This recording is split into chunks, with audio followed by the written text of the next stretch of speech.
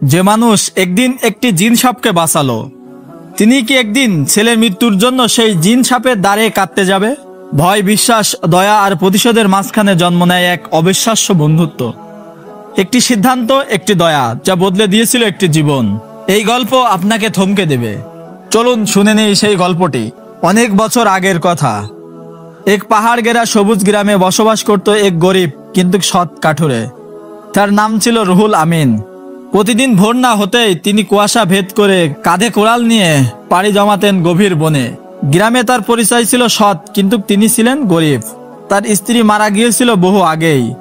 একটি মাত্র ছেলে, ছেলেটির নাম ছিল ইলিয়াস, যার মুখের হাসি তার এক পৃথিবী। রুহুল আমিন জীবন ছিল কষ্টে ভরা, কিন্তু তার মন ছিল শান্তি ভরা। তিনি নিয়মিত নামাজ পড়তেন, কারোর সাথে রাগ করতেন না, আর দুনিয়ার প্রতি আসক্ত নন। তার একটাই কথা ছিল, আল্লাহর উপর ভরসা রাখো, যা হবে ভালোই হবে।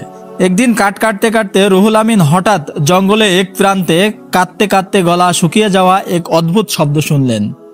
কাছে যেতেই দেখলেন একটি সাপ ঝোপে আটকে, শরীর অনেক অংশে ক্ষত। সাপটি মাটিতে পড়ে ছটফট করছে।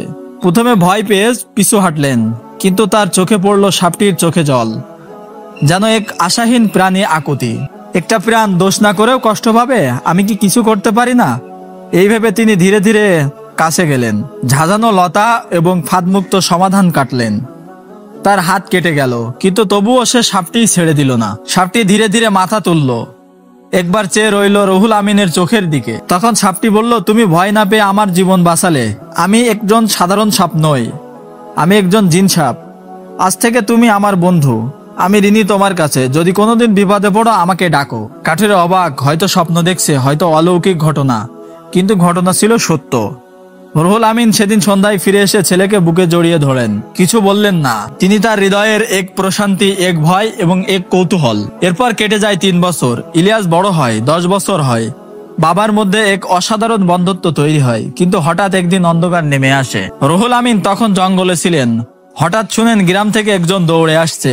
ইলিয়াস ভাই অসুস্থ, ওকে সাপে কামড়েছে। কি বলো, কোথায়? মসজিদের পাশে বাঁশঝাড়ে খেলছিল। তখনই ছুটে গেল, দেখলো ছেলেটির মুখ নীল হয়ে গেছে, চোখে জল, ঠোঁট শুকনো। চিকিৎসা করার মতন কোনো উপায় নেই। তিনি হাউমাউ করে কাঁদতে থাকেন, হে আল্লাহ, তুমি আমার জীবন নিয়ে নাও, আমার ছেলের জীবন বাঁচিয়ে দাও। তখন তার মনে পড়লো সেই সাপের কথা। ছেলেটির কোলে নিয়ে আবার সেই জঙ্গলের পথ ধরলেন।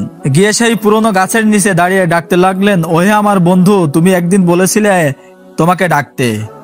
আজ আমার সর্বনাশ হয়ে গেছে। সত্যিই বন্ধু, ঋণ তুমি মনে রাখো, তবে এসো। জঙ্গল নিস্তব্ধ, শুধু পাখির কণ্ঠস্বর। হঠাৎ গাছের উপর থেকে সেই সাপ ধীরে ধীরে নেমে আসে।